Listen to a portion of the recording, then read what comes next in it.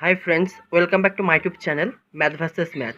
আজ আমরা class 11-এর set তত্ত্ব এই চ্যাপ্টারের পরবর্তী নতুন কিছু অঙ্ক নিয়ে কথা বলবো।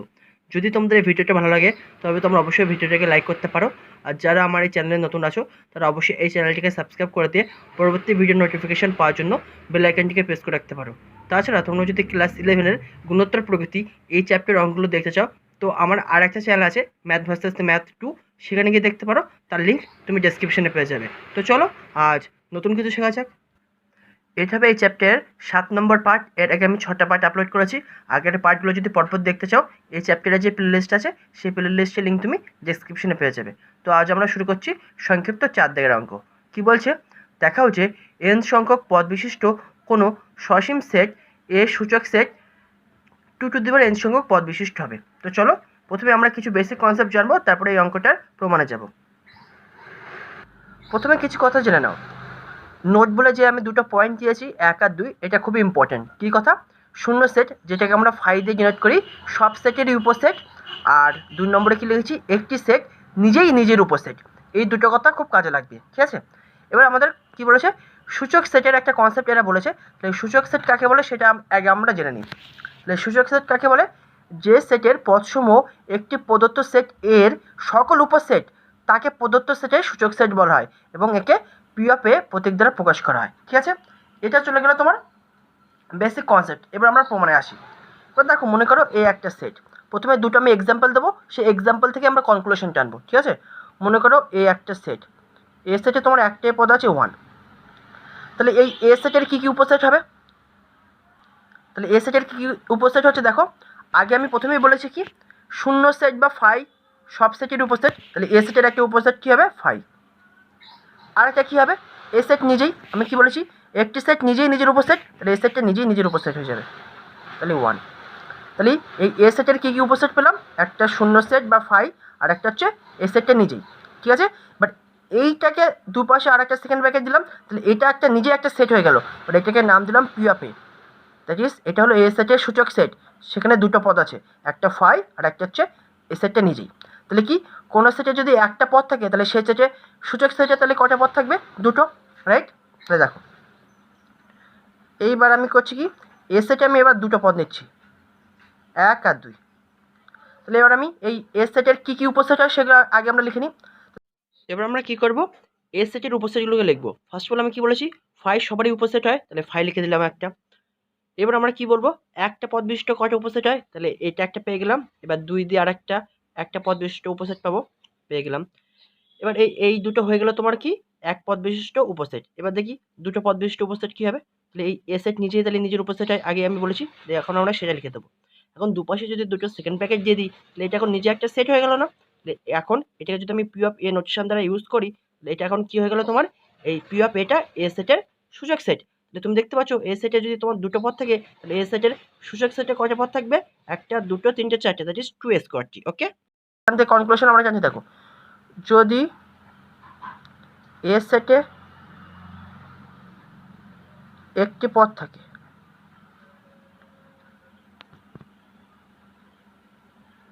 তবে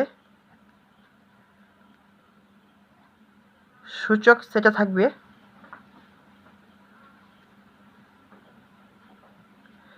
2^1টি পদ, মানে দুটি পদ, তো সেটাকে আমি 2^1 লিখতে পারি, 1টি পদ।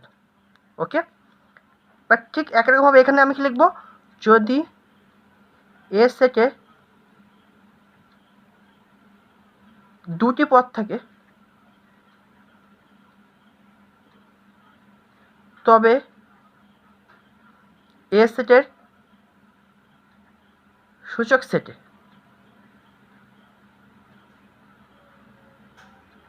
এবার সূচক সেটকে আমরা কীভাবে লিখি, দ্যাট ইজ পি অফ এ। এই নোটেশন দ্বারা আমরা এ সেটের সূচক সেটকে প্রকাশ করি। তাহলে পি অফ এতে কয়টা পদ থাকবে? পদ থাকবে 4টি, একটা, দুটো, তিনটে, চারটে, সেটাকে আমি লিখবো 2 স্কোয়ার লিখতে পারি, 2 স্কোয়ারটি। আর একটু ক্লিয়ার করার জন্য আমি কী করছি, এবার এ সেটে আমি 3টে পদ নিচ্ছি।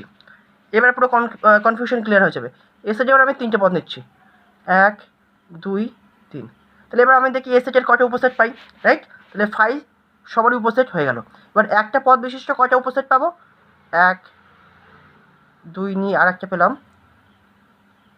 তিনটে নিয়ে একটি পেলাম। তাহলে এই চারটে তো হয়ে গেল। এবার আমি দেখি দুটো করে পদ নিয়ে কটা উপস্থিত হয়। 1 2 একটা, 2 3 একটা, আর একটা হচ্ছে তোমার 1 3। তাহলে কটা হয়ে গেল? 1টা 2টো 3টে 4টে 5টা 6টা 7টা। তাহলে এবারে এ সেটটা নিজেই নিজের উপর সেট, তাহলে এটা আবার এ সেট লিখে দেবো এবার 1 2 3।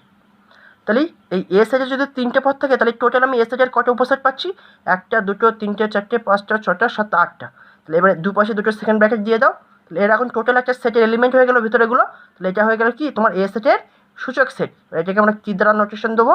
পি অফ এ দ্বারা। ওকে, পি অফ এ দ্বারা। তাহলে তুমি দেখতে পাচ্ছ এ সেটে যদি তোমার 3টে পদ থাকে তাহলে এ সেটের সূচক সেটে মানে সূচক সেটে কটা পদ থাকবে? 1টা 2টো 3টে 4টে 5টা 6টা 7টা 8টা, দ্যাট ইজ 2 কিউবটি। তাহলে এখানে আমরা বুঝতে পারছি কি, যদি এ সেটে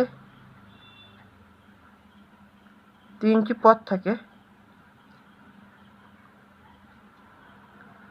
তবে এ সেটের সূচক সেটে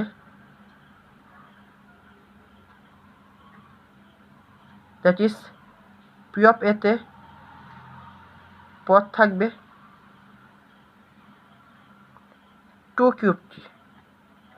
আজকে তো আমি 2 কিউব লিখতে পারি, রাইট? তাহলে এবার প্রথম থেকে এসো, যদি এ সেটে একটা পদ থাকে তাহলে এ সেটের সূচক সেটে কটা পদ থাকবে? 2 টু দি পাওয়ার 1টি।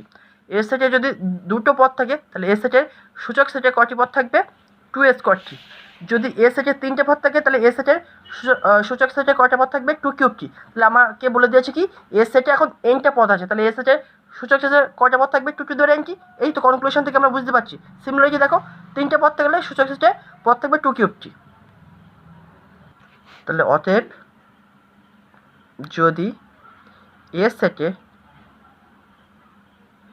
এনটি পদ থাকে তবে এ সেটের সূচক সেটে পদ থাকবে 2 টু দি পাওয়ার এনটি। আশা করি তোমরা বুঝতে পেরেছো। সিমিলারিটি থেকে আমরা প্রমাণ করে দিলাম। তাহলে এটা তো আমাকে প্রমাণ করতে বলেছিল, তাহলে প্রমাণ হয়ে গেল। এবার আমরা নেক্সট অঙ্কে যাব। 5টা কী বলছে? মনে করো এ সেট সমান এটা, বি সেট সমান এটা, সি সেট সমান এটা, ডি সেট সমান এটা, আর ই সেট সমান এটা। যুক্তিসহ নিম্নলিখিত বক্তব্য সময়ের কোনগুলো সত্য বলো। এখানে 4টে অপশান দিয়েছে, এই 4টের মধ্যে কোনটা কোনটা সত্য সেটা আমাকে বলতে হবে। তো ফার্স্ট অপশান আমরা চলে আসি এক দেখে, বি, এটার চিহ্নটা মানে কি প্রপার সাবসেট বা যথার্থ উপসেট অফ এ। এর বি কি যথার্থ উপসেট, এটা সত্য। এরা বলছে যে বি হচ্ছে এর যথার্থ উপসেট। এবার এটা সত্য না মিথ্যা সেটা আমাকে বলতে হবে, ঠিক আছে? তো first of all B set আর এস এর সম্বন্ধে তোমরা দেখে নাও। এস এর সমান কী বলছে? 3টে পদ আছে, A B R C. R B সেটে কী পদ আছে? এ আর বি, রাইট? এবার আমরা দেখতে পাচ্ছি কি বি সেটে তোমার দুটো পদ আছে, আবার এ সেটেও তোমার এ আর বি আছে, রাইট? তাহলে আমরা কি বলতে পারি? যেহেতু বি সমান এ বি অ্যান্ড আবার এ আর বি দুটোই আবার এর মধ্যে আছে, তাহলে আমরা কি বলতে পারি? এই ক্ষেত্রে আমরা কি বলতে পারি? বি উপসেট অফ এ। এখানে কিন্তু আমি প্রপার সাবসেট বলছি না, শুধু সাবসেট বলছি, বা বাংলায় উপসেট। বি সাবসেট অফ এ, এটা তো আমার সাবসেটের সংখ্যা। তাহলে আমরা এখান থেকে বলতে পারি কি বি সাবসেট অফ এ। এবার দেখো তুমি একটা জিনিস লক্ষ্য করো, এতে তোমার সি পদ আছে কিন্তু বিতে তোমার সি পদটা আছে নেই। তাহলে এখান থেকে আমরা কি বলতে পারবো? ইকুয়াল টু চিহ্নটা দিতে পারবো না।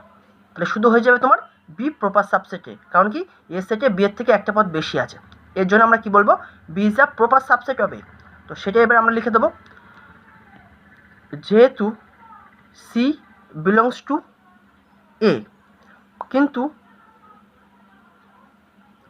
সি এতে আছে কিন্তু বিতে আছে নেই, C not belongs to B. অতএব আমরা কি বলতে পারবো? অতএব B not equal to A. তাহলে বি যদি নট ইকুয়াল টু এ হয় তাহলে আমরা কি ইকুয়াল টু চিহ্নটা রাখতে পারবো? এই নিচে দাগটা দেওয়া মানে কি ইকুয়াল টু চিহ্নর একটা দাগ, ঠিক আছে? যেমন তোমরা গ্রেটার দ্যান ইকুয়াল টুর জন্য এই ইকুয়াল টু চিহ্নটা এই নিচে দাও না, এটা সেম জিনিস। তাহলে যেহেতু আমি এখানে প্রমাণ করে দিলাম যে নট ইকুয়াল টু এ, তাহলে আমরা এই দাগটা রাখতে পারবো না। তাহলে অতএব আমরা কি বলতে পারবো? অতএব B is a proper subset of A. তাহলে এটা ওরা বলছে এটা হবে, তাহলে এটা কি সত্য। ওকে, তাহলে এক একটা থেকেই সত্য বলেছে। এবার আমরা দুয়ের অপশানে যাব। দুয়ের অপশানটা কি বলছে?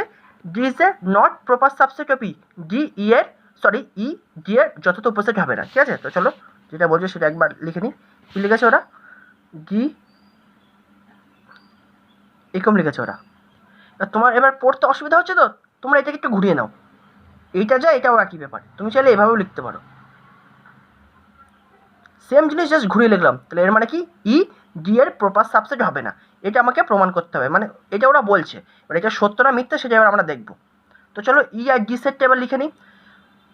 আমি এখান থেকে এটা লিখলাম কেমন বলো তো, এখান থেকে এটাও লেখা যায়, জাস্ট ঘুরিয়ে লিখলাম, বাট এখান থেকে পড়তে তোমার অসুবিধা হচ্ছে বলে জাস্ট এভাবে লিখলাম যাতে তোমার পড়তে সুবিধা হয়। এখান থেকে কী বোঝা যাচ্ছে ই ডি এর যথার্থ উপসেট নয়, এটা সত্য না মিথ্যা সেটা এবার আমাকে বলতে হবে। তো চলো ডি আর ই সেটে কী কী পদ আছে সেটা একবার দেখে নিই। তোমার ডি সেটে পদ আছে, তোমার ডি সেটে আছে তোমার ডি সমান সমান বলো দিয়েছে ওরা সি আর ডি, অ্যান্ড ই সেটে ওরা বলেছে শুধু ডি। ওকে, এবার দেখো ডি আর ই নিয়ে আলোচনা করবো। সেম আগের প্রমাণের মতো লক্ষ্য করো, এখানে ই সেটে ডি বলে একটা পদ আছে, আবার ডি সেটেও এই স্মল ডি বলে একটা পদ আছে, ঠিক আছে? তাহলে এখান থেকে আমরা কী বলতে পারি, যেহেতু E is equal to G and D belongs to আবার ক্যাপিটাল ডি, মানে ডি সেটের মধ্যে অন্তর্গত, তাহলে আমরা সেম কনসেপ্ট এখান থেকে বলতে পারি কি is a subset of D, right? Subset of D বা উপসেট অফ ডি। এবার তুমি একটা জিনিস লক্ষ্য করো, তোমার ডি সেটে সি পদটা আছে কিন্তু ই সেটে তোমার সি পদটা নেই, রাইট? তাহলে এখান থেকে আমরা কি বলতে পারি, এই ইকুয়াল টু চিহ্নটা আর দিতে পারবো না, তাহলে কী লিখবো, যেহেতু C belongs to D set কিন্তু C not belongs to D, তাহলে আমরা কি বলতে পারবো, অতএব E proper subset of D. Same concept আগে বললাম আমি কি ইকুয়াল টু চিহ্নটা রাখতে পারবো না, কারণ কি সি বিলংস টু ডি কিন্তু সি তো আবার তোমার কিসে নেই, সরি সি জি হবে না, not belongs to E, C তোমার জিতে আছে কিন্তু ইতে নেই, তাহলে আমরা কি এই ইকুয়াল টু চিহ্নটা রাখতে পারবো না, তাহলে ডাইরেক্ট হয়ে যাবে কি is a proper subset of D, বা চাইলে তুমি এটাকে এভাবে ঘুরে লিখতে পারো, বা ডি এর দিকে হামকটা ঘুরিয়ে দিয়ে এভাবেও লিখতে পারো এটাকে। এবার তোমাকে বলেছে এইটা, মানে কি এটা এখান থেকে দাগ দিতে হবে, তাহলে কি, তাহলে মানে এটা তোমার সত্য, এটা যদি দিত তাহলে আমরা সত্য বলতাম, কিন্তু তোমাকে দিয়েছে কি ডি এরকম দাগ দিয়ে দিয়েছে, তাহলে কি এটা তোমার কি হয়ে যাবে, মিথ্যা। যদি এটা দিত তাহলে সত্য বলতাম, কিন্তু এরকম দাগ দিয়ে দিয়েছে বলে এটা তোমার কি হয়ে যাবে, মিথ্যা। এবার আমরা নেক্সট 3 দাগে কী বলছে দেখি, 3 দাগে বলে দিয়েছে তোমার D is the proper subset of B, বা ডি হচ্ছে বি এর যথার্থ উপসেট, এটা সত্য না মিথ্যা সেটা আমাকে দেখতে হবে। এবার চলো ডি আর বি সেটে কী কী পদ আছে দেখে নিই। তোমার ডি সেটে আছে ডি সমান সমান আছে তোমার সি আর ডি, আর বি সেটে কী কী আছে, বি সেটে আছে তোমার এ আর বি। এবার দেখো এখানে ডি আর বি সেটের মধ্যে কোনো কমন পদ আছে, নেই, তাহলে অতএব এখান থেকে সাবসেট বা প্রপার সাবসেট কোনো কনসেপ্টে আমরা নিতে পারবো না, জাস্ট এখান থেকে আমরা কী লিখে দেবো, যেহেতু সি বিলংস টু ডি কিন্তু C not belongs to D, তো চাইলে তুমি ডি দিয়েও লিখতে পারতে যে ডি বিলংস টু ডি কিন্তু D not belongs to D, capital D মানে ডি সেট। অতএব আমরা এখান থেকে কী বলতে পারবো, ডাইরেক্ট লিখে দেবো D is the proper subset of B, এটা তোমার ডাইরেক্ট কি মিথ্যা, জাস্ট এক লাইনের ব্যাপার, ঠিক আছে? এবার লাস্ট 4 দিকের অঙ্ক দেখে নাও। 4 দিকে বলছে কি এই সেটটা প্রপার সাবসেট অফ এ, এবার এসে তোমাকে এই 3টে পদ দিয়েছে, তো অনেকে ভাবছে এখানে এ দিয়েছে বুঝতে অসুবিধা হচ্ছে, তুমি এক কাজ করো এই সেটটাকে একটা নাম দিয়ে দাও, লেট এটা নাম দাও এফ, এফ সমান সমান এটা, তাহলে আমাকে কি প্রমাণ কি বলতে চাইছে, তার মানে F is the proper subset of A, এটা সত্য না মিথ্যা সেটা আমাকে দেখাতে হবে। এবার দেখো এফ সেটেও তোমার এ পদটা আছে, এ সেটেও তোমার এ পদটা আছে, রাইট? তাহলে আমরা কি বলতে পারবো, যেহেতু এফ সমান এটা অ্যান্ড আবার এ বিলংস টু এ, রাইট? তাহলে আমরা এখান থেকে কী বলতে পারবো, F is the subset of A, right? First of all আমরা সাবসেটের প্রমাণটা করবো, তারপরে দেখাবো কি এ সেটে এফের থেকে বেশি পদ আছে, তাহলে কি সেখান থেকে আমরা এই ইকুয়াল টু চিহ্নটা তারপরে তুলে দেবো। তাহলে প্রথমে তোমার এই সাবসেট প্রমাণটা হয়ে গেল।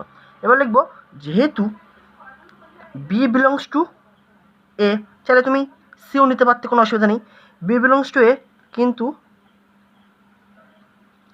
B not belongs to F. এখন আমি এই সেটটা নাম দিয়েছি তো এফ, ক্যালকুলেশনের সুবিধার জন্য। তাহলে অতএব আমরা কী বলতে পারবো, অতএব F is the proper subset of A. তাহলে যেহেতু এটা পদ সমান নেই, তাহলে আমি ইকুয়াল টু চিহ্নটা কীভাবে রাখবো, তাহলে আমি ইকুয়াল টু চিহ্নটা তুলে দিলাম সেজন্য। তাহলে এটা হলো তোমার F is the proper subset of A.